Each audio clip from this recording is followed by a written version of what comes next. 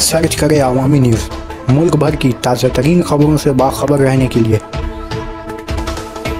Subscribe करें हमारे channel को और बेल आइकन ज़रूर दबाएं।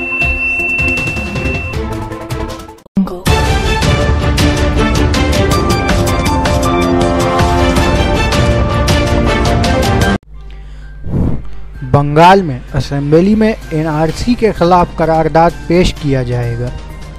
मगरबी बंगाल में एनआरसी के खिलाफ आइंदा 6 सितंबर के दिन एक करारदाद पेश करने की तैयारी की जा रही है, जिसमें मगरबी बंगाल में एनआरसी न कराए जाने की बात होगी।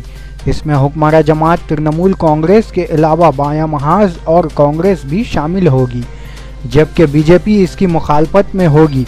बताया जा रहा है इस करारदाद के मुतालिक बायां महाज के लीडर सोजन चक्रवर्ती ने कही, जिनकी मांग है कि 6 सितंबर के दिन 2 घंटे के लिए इस पर बहस हो और उसे पास करके दिल्ली की मरकजी हुकूमत को भेजा जाए।